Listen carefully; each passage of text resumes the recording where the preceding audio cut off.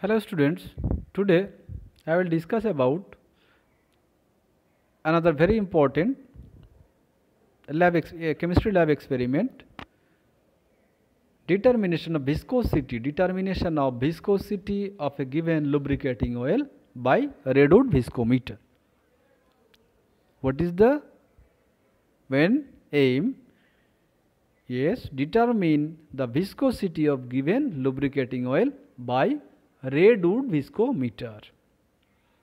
Then first we have to know what is viscosity.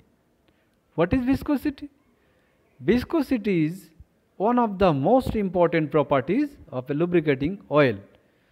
Viscosity is measure of the internal resistance to the motion of a fluid and is mainly due to the forces of cohesion between the fluid molecules.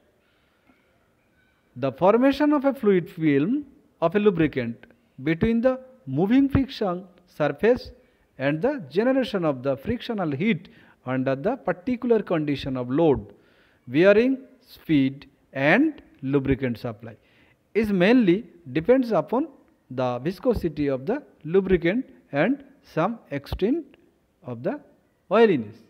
Or we can say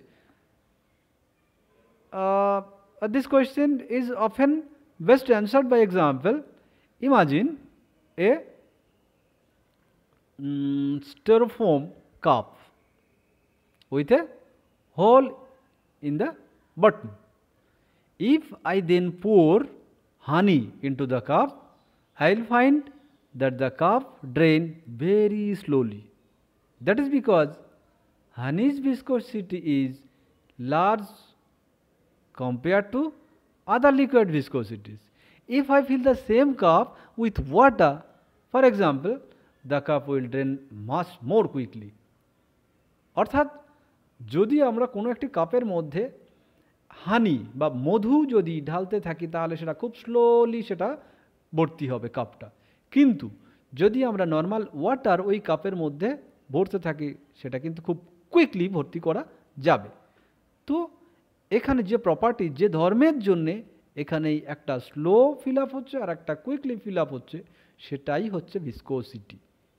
viscosity is a measure of fluid resistance to flow, যেটা flow হতে কিন্তু একটা বাধা সৃষ্টি করে। It describes the internal friction of a moving fluid. A fluid with large viscosity resistance motion because its molecular makeup given its a lots of internal friction. A fluid with low viscosity flows easily because its molecular makeup results in very little friction when it is in motion. Gaseous also have viscosity, although it is a little harder to notice it in ordinary circumstances. Okay. So তাহলে আমরা কি জানতে পারলাম না, viscosity হচ্ছে কোনো লিকুইডের বা কোনো ফ্লো হতে পারে এরকম কোনো সাবস্ট্যান্সের অভ্যন্তরীণ যে সমস্ত মলিকিউল থাকে তাদের নিজেদের মধ্যেকার যে ঘর্ষণ বল, একটি মলিকিউল একটি মোলকে যেতে পরের পাশের যে মলিকিউল সে একটা বাধা সৃষ্টি করে, এর ফলে একটা ফ্রিকশন তৈরি হয়, তার ফলে কি তাদের গতিকে কমিয়ে দেয়, তাদের ভেলোসিটিকে কমিয়ে দেয়। তো এটাই হচ্ছে viscosity. A Redwood viscometer is normally used for determination of the viscosity of petroleum products. Redwood viscometer determines the viscosity in terms of second, which are terms and Redwood seconds, a time taken by oil to pass through a standard orifice hole and collection of the same oil in 50 ml flux. Originally, Redwood viscometer was developed for the measurement of viscosity of petroleum product. Okay. Then how many types of Redwood viscometer? We can see Redwood viscometer. There are two types of Redwood viscometer. Redwood viscometer number 1, which is for fluid having viscosity correspondence to Redwood second less than 2000 second. একটা আছে 2000 সেকেন্ডের নিচে যে সমস্ত viscosity যাদের যে সমস্ত substance যে সমস্ত লিকুইডের আছে তাদের মাপার জন্য, and the second one is reduced viscometer number 2, which is for fluid having viscosity correspondence to reduced seconds greater than 2000, যেগুলোর ক্ষেত্রে 2000 সেকেন্ডের বেশি reduced সেকেন্ড ক্যালকুলেট করা হয় সেরকম। তাহলে আমরা 2 টাইপস অফ reduced viscometer এখানে দেখলাম। Or we can say reduced viscometer number 1 and 2 is used depending on the time of oil flow through an orifice hole at the desired temperature is greater or less than 2000 seconds. Normally, viscosity of highly viscous fluids is determined by the second one, that is reduced viscometer number 2. Then units of viscosity. There are 2 types of viscosity, dynamic or absolute viscosity. Dynamic and kinematic viscosity. Then dynamic or absolute viscosity is expressed as poise, or smaller unit will be centipoise, and kinematic viscosity is expressed as Stokes and centistokes. Then theory. What is the theory? Viscosity is the property of fluid. It is defined as the internal resistance offered by the fluid to the movement of one layer of fluid over an adjacent layer. It is due to the cohesion between the molecules of the fluid.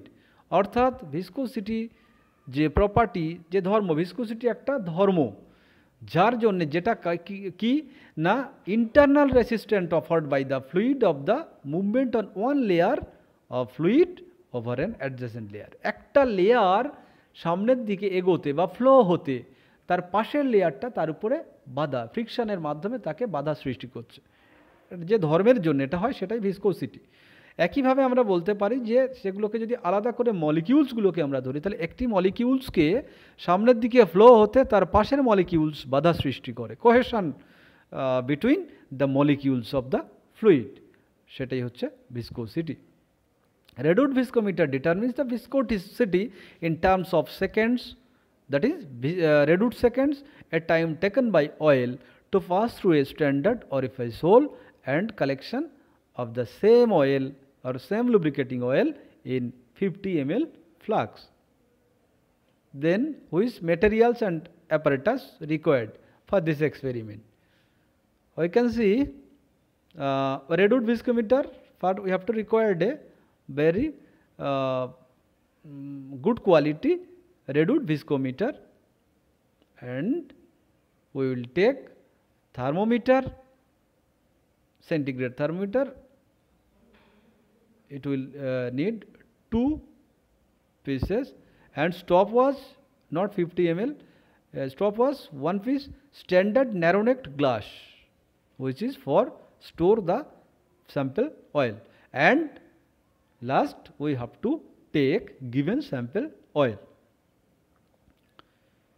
The reduced viscometer is like this. In the inner view on the right side, just like this, there right side a picture, we can see the orifice hole. Okay, then procedure. First, fill the oil cup with oil and the required oil level indicated by the marker point. এর মধ্যে oil cup যেখানে আছে তার মধ্যে আমাদের নির্দিষ্ট mark করা আছে, ততটা পর্যন্ত আমাদের স্যাম্পল লুব্রিকেটিং অয়েল সেটাকে মেজারিং সিলিন্ডারে মেপে নিতে হবে। Then heat the water at the uniform temperature. তাহলে এর মধ্যে ওয়াটার, অয়েল কাপের বাইরের দিকে যে ওয়াটার থাকবে সেটাতে একটা হিট কন্ট্রোলারের সাহায্যে হিটার দিয়ে ওয়াটারটাকে গরম করতে হবে। তাহলে ওয়াটার টেম্পারেচার ধীরে ধীরে ইনক্রিজ করবে, এবং তার সঙ্গে সঙ্গে এখানে আমরা দেখতে পাচ্ছি এই বাইরের দিকে ওয়াটার আছে, এখানে আমরা এই জায়গাগুলোতে কিন্তু ওয়াটার, আমরা হিট দিয়ে ওয়াটারকে প্রথম গরম করছি, এবং ওয়াটার গরম করার সঙ্গে সঙ্গে তার থেকে হিট অ্যাবজর্ব করে যে স্যাম্পল অয়েল, লুব্রিকেটিং অয়েল নেওয়া হয়েছে সেটা কিন্তু ধীরে ধীরে টেম্পারেচার তার বাড়তে থাকবে। Then when the required temperature of the oil is attained, lift the ball above the orifice hole. যখন আমাদের নির্দিষ্ট টেম্পারেচারের লক্ষ্যমাত্রায় পৌঁছে যাচ্ছে তখন কি করতে হবে, নিচে ওই ন্যারোনেক ভলিউমেট্রিক ফ্লাক্স যেটা আমরা স্টোর করার জন্য স্যাম্পেল অয়েল স্টোর করার জন্য নিয়েছি সেটাকে নিচে নির্দিষ্ট পজিশানে রেখে আমাদের অরিফাইস হোলটাকে ফ্রি করে দিতে হবে যাতে ওই স্যাম্পেল লুব্রিকেটিং অয়েলটা নিচে পড়তে পারে ওই থ্রু দ্য অরিফাইস হোল। এবং এই অরিফাইস হোল থেকে নিচে স্যাম্পেলটা পড়ার সময় আমাদের স্টপ ওয়াচ অন করে কত সেকেন্ড সময় লাগছে সেটাকে আমাদের নোটিস করতে হবে। Allow the oil to pass through the orifice hole and collect all 50 ml of oil in the volumetric flux. The measured seconds are in terms of the viscosity of oil measured. তাহলে আমাদের stop watch ধরে কী করতে হবে, কতক্ষণে ওই sample oil নিচের কন্টেনারে বা ন্যারোনেক ফ্লাক্স বা ভলিউমেট্রিক ফ্লাক্সের মধ্যে কতক্ষণে জমা হলো আমাদের সেই সেকেন্ড ক্যালকুলেট করে নোট ডাউন করতে হবে। এবার আমরা দেখে নেব অবজারভেশন। তো ফার্স্ট অবজারভেশনে আমরা 30 ডিগ্রি সেন্টিগ্রেডে when temperature will reach at 30 degree centigrade then volume আমরা কত ভলিউমের স্যাম্পেল লুব্রিকেটিং অয়েল নিয়েছি 30 ml। তো সেখানে আমরা দেখলাম total orifice through orifice hole total lubricating oil নিচের যে ভলিউমেট্রিক ফ্লাক্সে গিয়ে জমা হয়েছে কত না, সময় লেগেছে 180 সেকেন্ড। 180 সেকেন্ড। সেকেন্ড অবজারভেশনে আমরা একইভাবে ওই 30 ডিগ্রি সেন্টিগ্রেডের পর আমরা টেম্পারেচার 35 ডিগ্রি করলাম, সেই ক্ষেত্রে আমরা দেখছি কত 174 সেকেন্ড সময় লাগলো টোটাল অরিফাইস হোল যেটার মধ্যে দিয়ে ওই কন্টেনারে গিয়ে জমা হলো। টোটাল আমাদের ক্যালকুলেট করতে হবে, টাইমটা মেনটেন করতে হবে, অর্থাৎ স্টপ ওয়াচে টাইম দেখতে হবে ফার্স্ট ড্রপ পড়া থেকে শুরু করে একদম লাস্ট ড্রপ পড়া পর্যন্ত টোটাল টাইম কাউন্ট করতে হবে। সেখানে আমরা দেখলাম 35 ডিগ্রি সেন্টিগ্রেডে আমরা দেখলাম 174 সেকেন্ড সময় লাগলো টোটাল লুব্রিকেন্ট অয়েল নিচে জমা হতে। এরপর আমরা 40 ডিগ্রি সেন্টিগ্রেড করে দিলাম টেম্পারেচারটা বাড়িয়ে, মানে থার্ড অবজারভেশনের জন্য। সেক্ষেত্রে আমরা একইভাবে after complete the temperature at 40 degree আমরা ফ্রি করে দিলাম, অরিফাইস হোলটাকে ফ্রি করে দিলে ওই আবার ওই লুব্রিকেটিং অয়েলটা নিচে কন্টেনারে জমা হতে থাকবে। সেক্ষেত্রে আমরা দেখলাম 173 সেকেন্ড সময় লাগলো। তাহলে একটা জিনিস আমরা দেখলাম যে টেম্পারেচার বাড়ার সঙ্গে সঙ্গে কিন্তু এখানে ওই অরিফাইস হোল থেকে যে লুব্রিকেটিং অয়েলটা নিচে জমা হচ্ছে তার টাইম কিন্তু কমে যাচ্ছে। তাই আমরা বলতে পারি এখানে টেম্পারেচার বাড়লে কিন্তু ভিসকোসিটি কমে যাচ্ছে, যার জন্যে তার মধ্যেকার যে ইন্টারনাল রেসিস্ট্যান্স যেটা ছিল, ইন্টারনাল আর মলিকুলার রেসিস্ট্যান্স যেগুলো ছিল সেটা কিন্তু অনেকটা কমে গেছে, অর্থাৎ ভিসকোসিটি কমে গেছে। টেম্পারেচার বাড়লে ভিসকোসিটি কমে যায়, এটা আমরা এখান থেকে জানতে পারলাম। তাহলে আমরা 30 ডিগ্রি সেন্টিগ্রেডে সময় লেগেছে 180 সেম ভলিউমের 50 ml স্যাম্পেল অয়েলের, যখন টেম্পারেচার আমরা 35 ডিগ্রি সেন্টিগ্রেড করলাম তখন সময় লাগলো 174 সেকেন্ড। যখন আমরা সেটাকে 40 ডিগ্রি সেন্টিগ্রেডে নিয়ে গেলাম তখন সময় লাগলো 173 সেকেন্ড। তাহলে এখান থেকে আমরা যদি অ্যাভারেজ করি তাহলে আমরা দেখছি কত হলো 175.66 সেকেন্ড। তো আমাদের এই অ্যাভারেজ টাইমটাকে টি হিসাবে ধরে নিতে হবে, নিয়ে আমরা ক্যালকুলেশন করব। ক্যালকুলেশন এখানে average time T equals to 175.6 second and density of the sample oil এটা দেওয়া থাকবে কত 0.92 gram per litre. therefore absolute viscosity is equals to, we know, kinematic viscosity into density. So absolute viscosity equals to AT minus B by T into D, where A and B is constant as per instrument or D also none. তাহলে এখানে আমাদের টিটা calculate করার ছিল, সেটা আমরা কি এক্সপেরিমেন্টের মাধ্যমে টি অর্থাৎ কত অ্যাভারেজ রেডুট সেকেন্ড কত লাগলো সেটা আমরা পেয়ে গেছি 175.6 সেকেন্ড। তাহলে এখানে a equals to 0.00246264 and v equals to 1.9. These are all constant given with instrument. এগুলো ইনস্ট্রুমেন্টের সঙ্গেই দেওয়া থাকে, এগুলো কনস্ট্যান্ট ভ্যালু। তো সেখান থেকে আমরা কিন্তু অ্যাবসলিউট ভিসকোসিটি কত সেটা পেয়ে যাব যদি আমরা এই ক্যালকুলেশনটা করি। তাহলে এখানে a equals to 0.00264 into t, t means total time, average time 175.6 minus 1.9 যেটা হচ্ছে b এর মান, that was also constant as per instrument, 1.9 divided 175.66 whole into 0.92, এটি হচ্ছে কি না density of the sample lubricating oil. তাহলে অ্যাবসলিউট ভিসকোসিটি যার ইউনিট আমরা কিসে বলেছি, পয়েজ অর সেন্টিপয়েজ, সেন্টিপয়েজ একটি স্মল ইউনিট, আমরা এখানে পয়েজটাকে ধরেছি।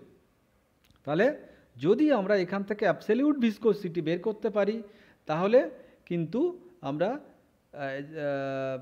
মান পেয়ে যাব কত না, টোটাল ক্যালকুলেশন আমরা কমপ্লিট করলে পেয়ে যাচ্ছি কত 0.4167 পয়েজ। ঠিক আছে, তাহলে এখানে অ্যাবসলিউট ভিসকোসিটি কত দেখলাম 0.4167 পয়েজ। ওকে, তাহলে যদি আমরা এখানে কাইনেমেটিক ভিসকোসিটিটা বের করি তাহলে কিন্তু অ্যাবসলিউট ভিসকোসিটি আমরা অটোমেটিক্যালি বের করে নিতে পারবো। তাই আমাদের আজকে ভিসকোসিটি কত দেখলাম না 0.4167 পয়েজ। তাই আমরা এখানে বলতে পারি therefore viscosity of given sample oil is 0.4167 পয়েজ। তো এই ভিসকোসিটি দেখে কিন্তু আমরা কোনো লুব্রিকেন্ট অয়েল, লুব্রিকেটিং অয়েলের তার কোয়ালিটি কেমন সেটা কিন্তু আমরা বলে দিতে পারবো। ওকে, তো এভাবে আমরা কিন্তু কোনো লিকুইডের বা কোনো লুব্রিকেন্টের ক্ষেত্রেও আমরা তার ভিসকোসিটি মাপতে পারবো এই প্রসিডিওরে। ওকে, থ্যাংক ইউ।